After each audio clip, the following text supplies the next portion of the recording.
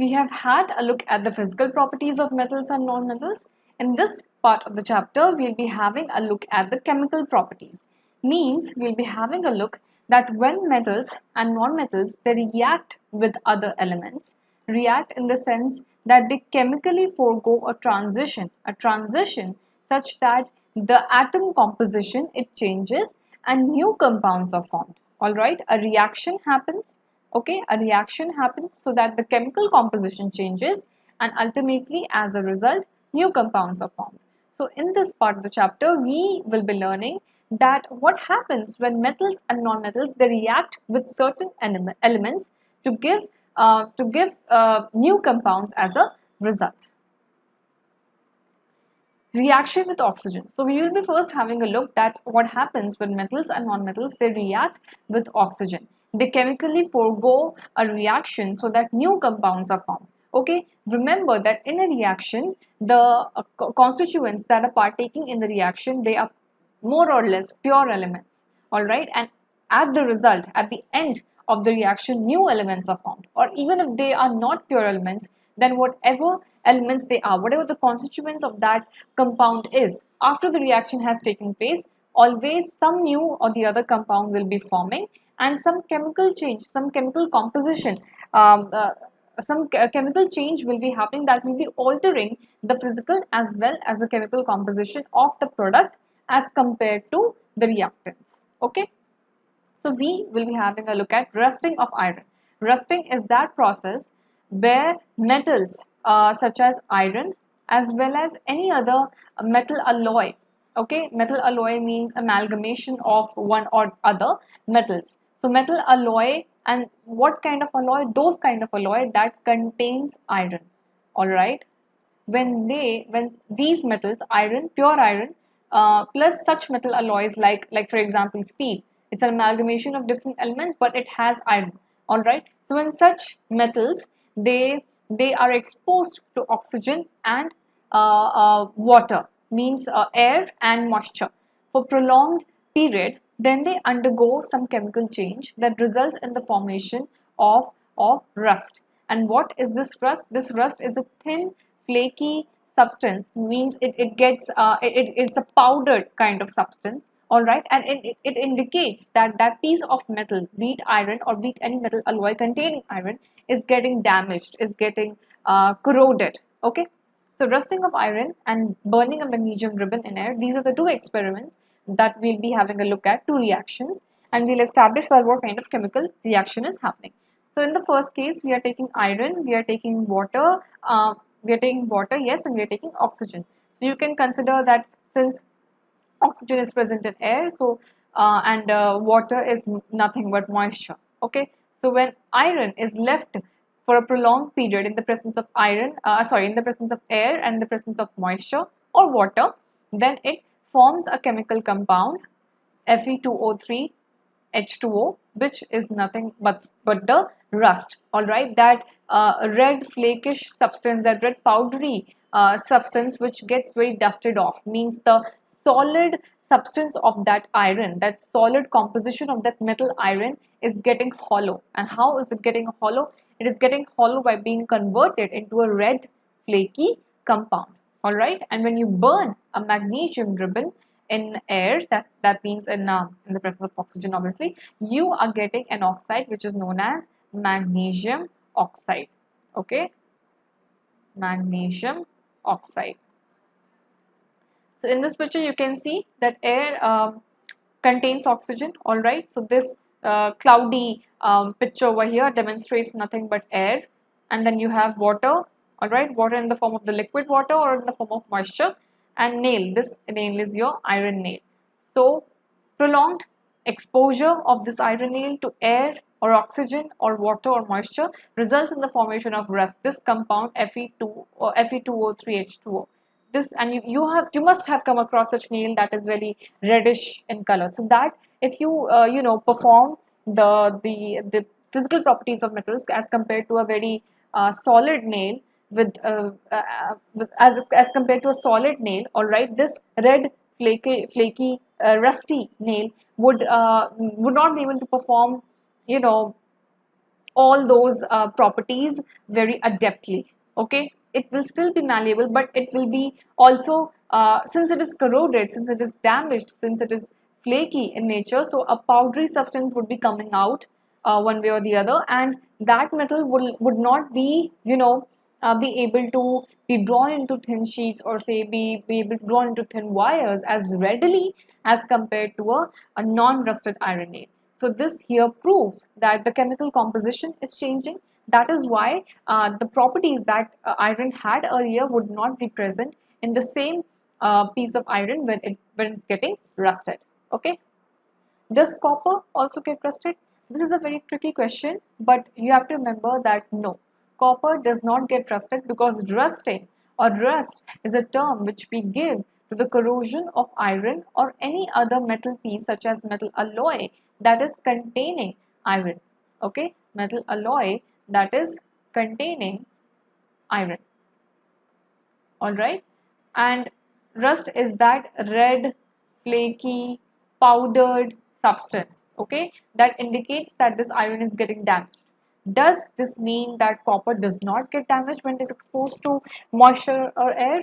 Well, yes, copper is also getting corroded, and we'll be seeing this immediately in the next slide. So copper, yes, it does corrode, means it does get damaged, all right, but we won't use the term rust. The term rust is strictly and limitedly used only for iron and any other metal alloys that are containing iron, all right. Whereas copper, yes, copper does get corrode and copper does get damaged in the presence of oxygen and water, all right, and it will corrode and damage to form a green substance, which we will be seeing immediately in the next slide.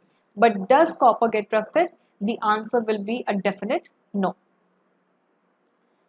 So rusting of copper, yet again, this is a term which is debatable. Okay, I have explained you in the previous slide. This kind of this will seem confusing to you, all right, because we are using the term rusting here, and I have just explained in the previous slide that we don't use the term rusting. But then again, is copper getting corroded in the presence of oxygen? Means, is copper getting damaged in the presence of oxygen as well as water? Well, yes, the answer is yes. It is getting damaged. It is getting corroded. Okay, but in very in the very scientific jargon, if you're saying whether copper is getting rusted or not, well, no, copper does not rust. Okay, copper does not rust. All right, the kind of material, the kind of chemical compound that copper is forming in the presence of oxygen, that is your air, and water, that is your moisture, all right, is definitely some substance which is other than the copper, and that is forming a green coating. So when a copper vessel is exposed to moisture for long, it acquires a dull green coating. All right, but rust is that exclusive term that we are using when a piece of iron or a metal containing iron is getting that red, flaky, powdery substance on being exposed for too long to oxygen or air or water or moisture. Okay, so we are getting a green coating over here, and this green material is a mixture of copper hydroxide CuOH2, as you can see over here, and copper carbonate CuCO3. This is the reaction which is demonstrating that copper is getting corroded. So you will use the term corroded in case of copper, not rusting. Okay, I hope I'm clear. I'm repeating this again. Copper, it gets corroded, means copper, it does get damaged when it is exposed to moisture or water or oxygen or air for a very prolonged duration. But we are not using the term rust, because rust is used exclusively in the case of iron and any other metals that contain iron. Okay, copper is getting corroded. Yes, it is getting damaged, but it is not turning into that flaky powdery substance. Rather, a green coating is being formed. All right, rust is that red flaky powdery substance. All right, whereas in the case of copper, when it is getting damaged in the presence of air and water, it is getting a dull green coating, indicating that it is getting corroded, indicating that it is getting damaged, but not rusted. All right, and this is a balanced equation, means that matter is not created nor is it destroyed. So the number of elements that are the number of atoms or molecules of the elements that are undergoing the reaction would be the same. I mean, the respective atoms would be the same. Okay, what I mean to say is that the number of atoms that are undergoing the reaction over here means the number of atoms of copper, the number of atoms of each element, hydrogen, oxygen, carbon, okay, will be the same as it is there in the product. So whatever number of atoms are there in the reactant side would be same to the number of atoms in the product side. So if you're taking two atoms of copper, we are getting two atoms of copper in the product side as well. They are, yes, they're constituted in different elements, that is established since this is a chemical reaction, but the number is the same. Why? Because it is a balanced chemical reaction, because matter is not created nor is it destroyed. It just changes its chemical composition. Okay, so we have two elements of copper in the product side, in the reactant side. So we are having two elements of copper in the product side. We have four oxygen atoms over here. I'm sorry, five oxygen atoms. I'm sorry, two over here, and one over here. And we are also having 3 plus 2, 5 over here. And we are hydrogen, we are having two. Hydrogen, we are having two over here as well. Carbon, we are having one. Carbon, we are having one over here as well. So this is the balanced chemical equation. Now, we want to determine the nature of rust. By nature, I mean we want to determine whether rust is acidic or basic in nature. Okay. You remember that pH balance, that pH level that indicates whether a substance is acidic or basic. All right. So, on the basis of that terminology, we will be determining whether the rust is acidic or basic in nature. So, for this experiment, let us check the nature of rust that is formed when a chemical reaction is happening between iron, oxygen, and water. So we are collecting a spoon full of rust and dissolving it in a very little amount of water, like you see here in this test tube. And you will notice that the rust is getting suspended, means it is hanging in between the water molecules. All right, it does not precipitate so much and it is not getting dissolved. It is suspended in between the water molecules. Then you shake the suspension well. All right, so the elements, they are all over spread it equally, and then you test the solution with red and blue litmus paper. Litmus papers, they are the indicator. They will indicate whether a substance is acidic or basic. So red litmus paper, when it turns blue, that substance is basic, and when a blue litmus paper turns red, that means that object is basic. So we have observed that the red litmus turns blue. That means the red litmus turns blue. That means the oxide of iron is basic in nature. The red litmus turning blue means the object is basic, and the blue litmus turning red means the object is acidic in nature. Okay, another you can say setup through which we will be establishing whether the oxides of metals, they are acidic or basic in nature. For this, we are looking at the magnesium ribbon. All right. So the ash obtained on burning magnesium ribbon is dissolved in water and tested for its acidic or basic nature. Means you know that when you burn magnesium ribbon, you get magnesium oxide. All right. This we had seen in one of the earlier slides. All right. Now when you're dissolving this in water and you're testing whether it will be acidic or basic in nature. Why dissolving in water? Because you cannot just go around with the litmus paper near that magnesium oxide. You have to dip the litmus paper into some solution so that you can observe the change occurring, the red turning blue or the blue turning red. Okay, so you observe when you put that litmus paper into the magnesium oxide solution with water, you observe that the solution turns red litmus to blue, means an indication that the solution is basic in nature. So in general, we can establish therefore that metallic oxides, they are basic in nature. Okay. But what about non-metal oxide? We know that metal oxides, they are metallic, metal oxides, they are basic in nature. Let's have a look at the non-metal oxide. For this, we are taking a small amount of powdered sulfur and we are using a deflagrating spoon or a metallic cap of any bottle. You can see here in this picture what a deflagrating spoon is indicated by. This is a metallic cap, and you are attaching a metallic object, basically you are attaching a handle to this cap, all right, and this is the deflagrating spoon. Okay, so you are putting powdered sulfate inside it, all right, and then you're heating it. Okay, and as soon as that sulfur particle it starts burning, you introduce the spoon into a glass jar or a glass tumbler like this. So this is your glass jar, all right, and as soon as the powdered sulfur that you have put here, okay, in this deflagrating spoon, as soon as it starts burning, you put this spoon into this glass jar like here, as it is shown in the picture. Then you cover the tumbler with the lid. This is your lid, so that no smoke is getting, escape. Okay, no smoke is escaping. All right. Then you remove the spoon after some time, and you add a small quantity of water into the tumbler and quickly replace the lid. So you're adding water, and then you are replacing the lid again.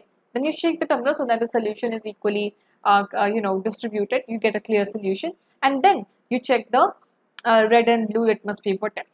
You will observe that the blue litmus paper will turn red.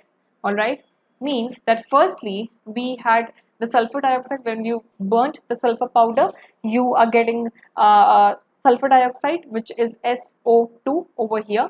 Okay, and then when you put that sulfur fumes of those sulfur dioxide into the glass jar, when you added water into the glass jar, you were getting an acidic constituent. You were getting sulfurous acid, H2SO3. This sulfuric acid turns blue litmus paper red, and since the blue is turning red, it is an indication that oxides of non-metal, they are generally acidic in nature. Product formed in the reaction of sulfur and oxygen is sulfur dioxide gas, and when that gas is introduced to water, you're getting sulfurous acid, that is H2SO3. And when that solution is introduced to a blue litmus paper, the blue litmus paper will turn red into color, indicating that non-metal oxide, that sulfur oxide, okay, is acidic in nature. And a general rule is that non-metals, they are acidic in nature. Now, we have seen the reaction with oxygen. Let's have a look at the reaction with water. Metals, they react slowly with water, except some metals like sodium and cesium. So mostly metals, they react slowly with water. Okay, but some metals like sodium and cesium, they are very actively reacting in water, and they are so much actively reacting with water that you are getting what we call an exothermic reaction. Means in this reaction, heat is dissipating outwards. All right, exo means out, and by the term thermic we mean heat. All right, so in this kind of reaction, heat is dissipating outwards. Okay, so you can, as you can see here in this picture, you are adding animation. You are adding almost a spoonful of cesium into water, and you can see the kind of explosion it is happening. Why is this explosion happening? Because cesium is highly reactive in water, just like sodium, and when you do this reaction, you are getting a lot of heat is being produced, a lot of energy is being produced with so much explosion that it is very dangerous. All right, so generally non-metals, they do not react with water, though they may be reactive in air. Like we saw that non-metals, they are reactive in air to form non-metallic oxides, and when you dip or when you introduce that non-metal oxides, those non-metal oxides to water, then you get an acidic preparation. Okay, but metals, we usually react slowly with water, except for some metals like sodium and cesium. Okay, okay, but some non-metals that are very reactive in air, they are stored in water. All right, since non-metals, they, if you remember, or let me just go a step back. If you can see over here, this sulfur dioxide is forming an acidic solution when it is introduced with water. So some non-metals, they are very reactive with water, and they may they are very reactive in air. Okay, and once coming into contact with air, then later when they come in contact with water, they can be very acidic in nature. All right, but usually non-metals, they are not reacting with water to directly culminate into that acidic substitute. All right, so non-metals, they do not react with water generally, although they may be very reactive in air.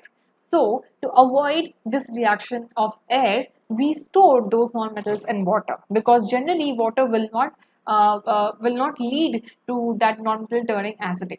That nonmetal will only turn acidic when first its oxide is being formed and then it is being introduced to water. Alright, so phosphorus is a very reactive nonmetal, and it is so reactive that it catches fire if exposed to air. So again an exothermic reaction.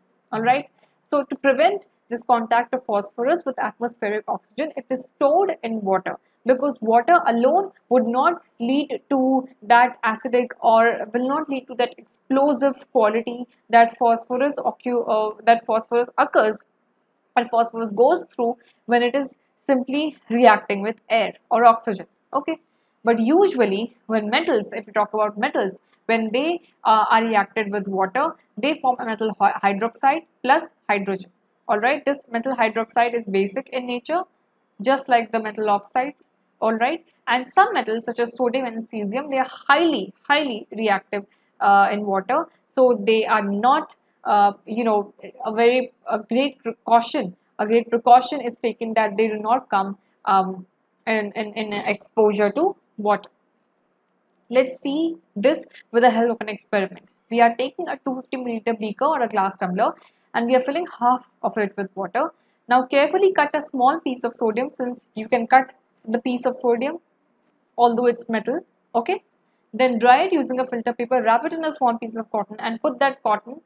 For you, a great precaution is being taken. You're not directly introducing that piece of sodium into water, rather you are insulating it, rather you're protecting it under a layer of, around a layer of cotton, and then you're introducing that piece of cottoned sodium inside the glass tumbler. All right, and when you try to some reaction is definitely going to occur.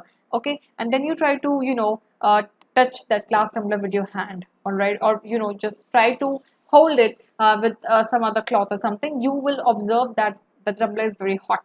Okay, when reaction stops, touch the beaker, test the solution with red and blue litmus paper. So the solution acidic or basic. So the solution would definitely be basic, because we had this chart, formula chart, that when metals they react with water, they are going to form metal hydroxide, and this metal hydroxide is basic in nature, plus hydrogen will form. All right, so this solution is definitely basic in nature, sodium hydroxide. Okay, all right. When we touch the beaker, it feels hot, determining that exothermic reaction. The solution turns red litmus into blue, means it is basic in nature. So it is established that sodium metal is very reactive. It reacts vigorously with oxygen and water, and a lot of heat is generated in the reaction. That term which I told you, that an exothermic reaction takes place, and the solution obtained is basic in nature, since it is turning the red litmus paper to blue. Why sodium metal is kept in kerosene? You have a very full-fledged answer established over here. You know that sodium, it reacts very readily with water. So readily that it's almost explosive in nature. Okay, readily with water. So you cannot take the risk of putting that piece of sodium inside a water, because a boom, an explosion will happen, a lot of heat will be dissipated, an exothermic reaction will take place, and you cannot take that risk. It is harmful. You just put that small piece of sodium wrapped around some cotton, and that produced heat. All right, so imagine when you're putting chunks of sodium inside water. Oh my god. So therefore sodium metal, they are kept in kerosene, because sodium is not reactive with kerosene. Okay, or you can say that sodium is non-reactive with kerosene. Okay, so you won't get that explosive, you will avoid basically that explosive reaction. All right, so in order to store sodium metal, we are storing it in kerosene, we are keeping kerosene to avoid that exothermic, that explosive reaction with water. Let us have a look at what happens when metals and non-metals, they are reacting with acids. Non-metals generally do not react with acids, but when metals do, a salt is formed and hydrogen gas is released. A salt is formed, okay, and a hydrogen gas is released. What is salt? Salt is the mixture of, is that compound which is ultimately a mixture of one metal element and one non-metal element. all right, like you have over here magnesium chloride. This is a salt. So it is a thumb rule, okay, that when metals they react with acid, you get salt and you get hydrogen gas, and you can test this presence of hydrogen gas when you bring a burning matchstick near to this setup, all right, this experiment setup. You will observe a pop sound. That pop sound is an indicator that hydrogen gas is being released, because when hydrogen gas is burnt, a pop sound comes up. Okay, so non-metals, they do not react with metals, sorry, they do not react with acids, but metals do, and when they do, they release salt and hydrogen gas. Okay, copper, remember copper does not react with dilute hydrochloric acid even on heating, but it reacts with sulfuric acid. Okay, so you have an acid solution over here in this beaker, and you have put pieces of metal, and you wait for some time for the reaction to occur, and then you see some bubbling happening, and then you bring a burning matchstick near those bubbles, and you will notice a pop sound. That pop sound is that indicator that hydrogen gas is present. Reaction with bases. Metals, when they react with base, then also a salt is formed and hydrogen gas is released. Okay, salt again is that mixture of metal elements with non-metal elements. All right, and non-metals, the reaction, they do react with bases, but they are very complex. We'll be learning about them in senior grades. All right. Metals, they do react with bases to produce hydrogen gas, similarly like we had seen in the reaction of metals with acids. So over here you have zinc and you have sodium hydroxide, which is our base. All right, so metal is reacting with base, and you are getting sodium zincate over here. This product, this compound is known as sodium zincate. This is a salt, all right, and you're getting again this hydrogen gas. Okay, and when we have to determine this presence of hydrogen gas, to determine that, we are again looking at an experiment. We are preparing a fresh solution of sodium hydroxide in a test tube by dissolving 3-4 pellets of it in 5 milliliter of water. So when you are taking such small pieces of sodium and you are putting it in water, then such a big explosive reaction won't be taking place, obviously, because you are taking very small quantity of sodium. But of course, when you're taking big chunks, then bigger reactions will definitely happen. That is why remember that sodium is stored in kerosene. Never mind, here we are looking at reaction of metal with base, so let's focus on that. So we are taking 3-4 pellets of sodium, we are putting it in 5 milliliter of water to prepare a fresh sodium hydroxide solution, and in that fresh solution we are dropping a piece of aluminium foil, so we are dropping that piece of metal in it, and then we are bringing a burning matchstick near the mouth of the test tube like we had seen in the case of acid. What is happening? We are observing that when that burning matchstick is brought near to the mouth of the test tube, a pop sound occurs. That pop sound is nonetheless but the indicator that hydrogen gas is present. The pop sound indicates the presence of hydrogen gas because hydrogen gas, it burns with the release of that pop sound. So it burns with a pop sound. Okay. All right. Okay, very important reactions, displacement reactions. What happens is that you may take an example of a bully. A bully imagines themselves to be strong, and they are always going to displace the weaker children. In any activity, they will try to displace the weaker children in any activity, right? Because they are strong, they may be very muscular. It's not necessary that they be muscular, but generally when you visualize a bully, a very muscular kind of child, or it may be an adult, a bully can be anyone, right? So that kind of a figure comes up, and that is a bully. What does the bully do? It tries to suppress the weaker people down, right? It does not let them raise their own voice. Okay, so this is a very metaphoric explanation, but take that metaphoric bully explanation over here to understand displacement reaction. In displacement reaction, the so-called strong muscular metal elements, they are going to displace those elements that are not so reactive when compared to them. All right. In other words, a more reactive metal is going to displace a less reactive metal from its own compound. Okay. For example, if you're taking a solution of copper sulfate and you're introducing an iron nail, then you will observe that blue solution will turn into green, because this ferrous sulfate, it is green in color, whereas copper sulfate is blue in color. It is an indicator that copper is being displaced, okay, and this new compound is being formed. So basically, this you can imagine here as the metaphoric bully that I was talking about. This is displacing this weaker metal.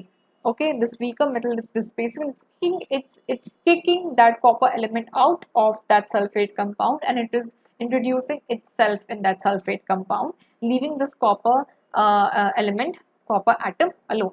So a chemical reaction in which one element is replaced by another in a compound, and basically a more reactive metal can replace a less reactive metal, but a less reactive one cannot replace a more reactive metal. So in this last bit, you please do not visualize the bully a metaphor, okay, because that will be established that I'm trying to say that the bully is always strong. No, it's not like that. I just gave you this bully example so that it may help you visualize, it may help you to add a bit of a fun element when you're trying to imagine chemical reactions in chemistry, which for some may be boring.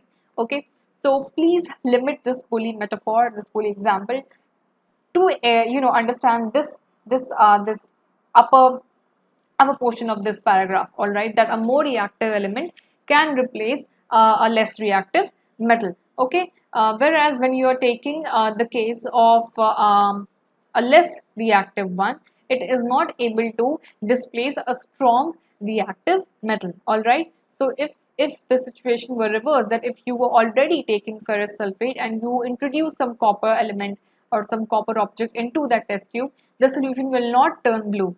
All right, that vice versa, the reverse would not occur, because copper is less reactive than iron. So iron will always replace copper from its compound, but copper will not replace iron from its compound, because iron is more reactive than copper. Okay, I'm repeating, please limit that bully example to the first part of this paragraph. Towards the end, you come back to that boring chemical, you know, um, sentences, logics. All right, limit the fun metaphorical things to those parts that you can add the fun element to. There are some parts that you have to understand very seriously, you have to take it very logically, scientifically. Okay, so coming to the scientific part, rather than the boring part, you have to remember that a less reactive one cannot replace a more reactive metal. All right, so iron will replace copper, but copper will not replace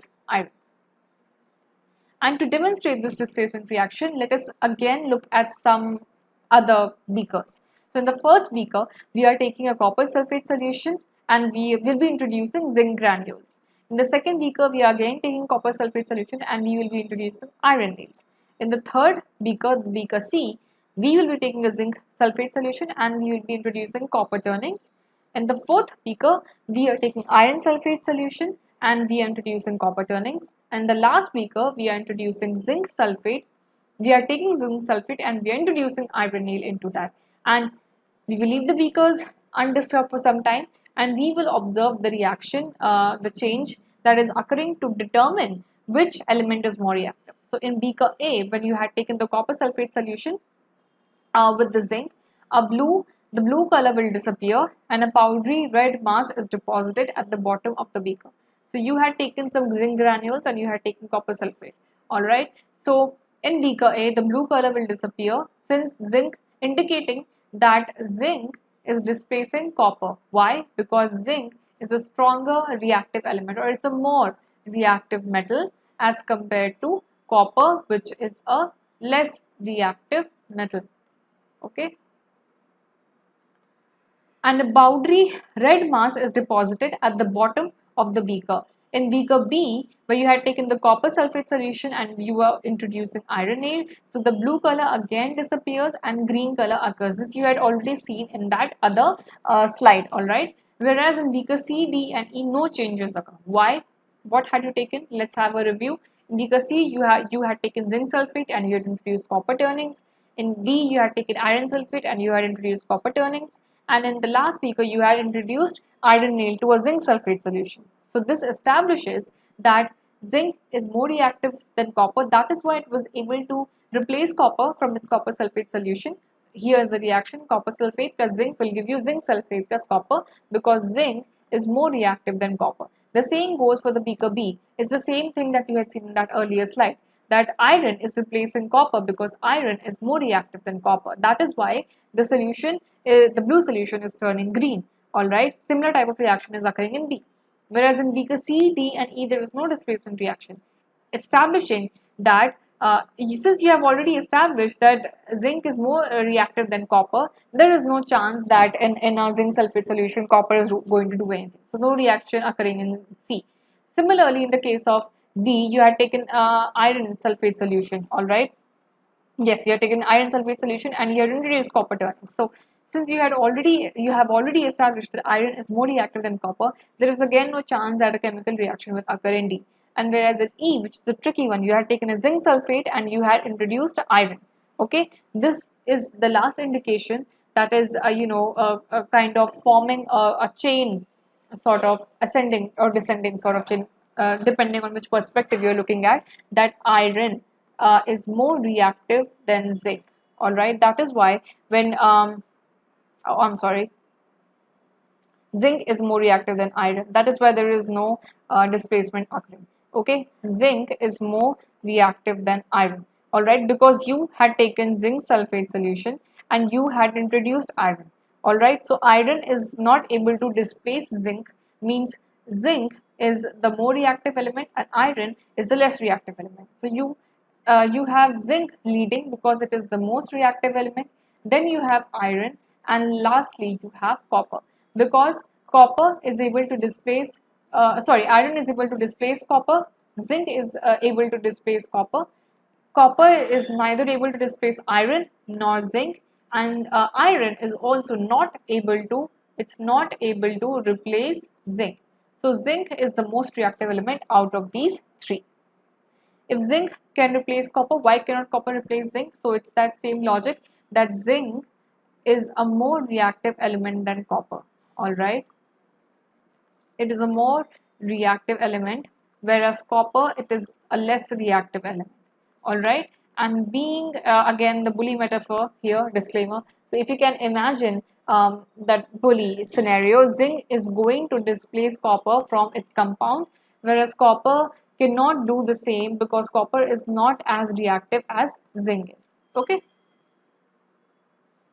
Okay, so here till here we had seen the chemical properties of metals and non-metals. In the next part of the chapter, we'll be having a look at the uses of metals and non-metals. In this part of the chapter, you learned that what happens when metals and non-metals react with oxygen, what happens when metals and non-metals react with water, and similarly with acids and bases.